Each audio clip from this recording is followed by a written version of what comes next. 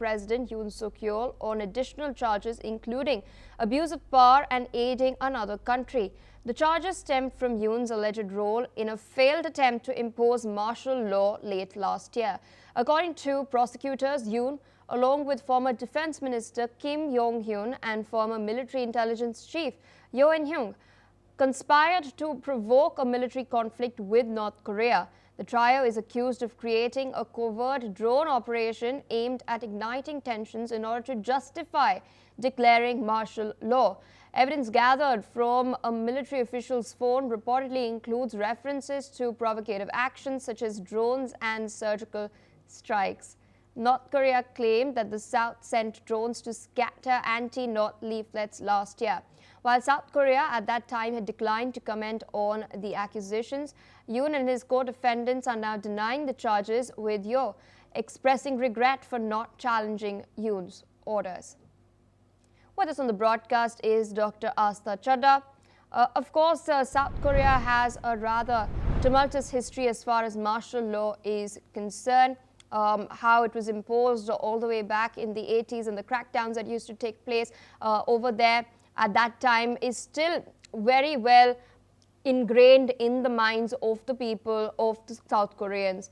But this fresh information, these fresh charges that have now come to light, and now that Yoon Suk Yeol has been indicted on as well, considering the current administration's attempts to offer an olive branch to North Korea, how could this incident and what's come to light then influence the narrative and influence the efforts that are being made by the current administration as well?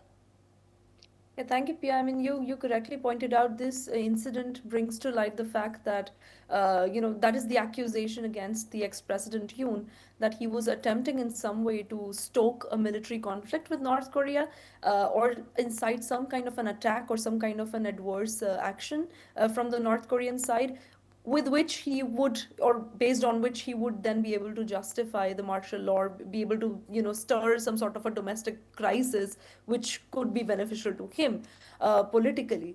But, there are obviously very dire implications of that given the current administration is trying to, in some way, extinguish that sort of a rage that has always remained, at the North Korea, South Korea borders. This risks distrust between the two countries. I mean, the very revelation that this time an attempt to stoke that conflict came from the South Korean side, this very idea of a provocation from the South could pretty much derail any such possibility of building trust between the two countries. That's one, but that's not all. I mean, this could be a huge setback for any future diplomacy, because remember, the whole idea of future inter-Korean dialogue or some sort of a reconciliation effort is being planned on the foundation that they are going to be able to build trust and move beyond this hostile intent sort of a political narrative that flows on both North and South Korean sides.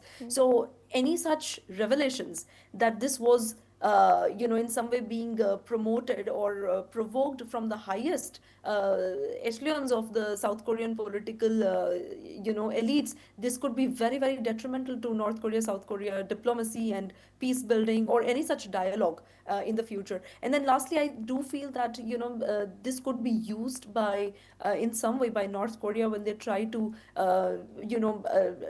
conduct either whether it's nuclear tests or missile tests, and then they try to base it on the fact that they are interpreting South Korean actions as adversarial. So this could lead to further miscalculation on both sides. Absolutely, ma'am. With that, I'd like to thank you for taking out time and explaining what's happening to our viewers. On that note, we're tracking further up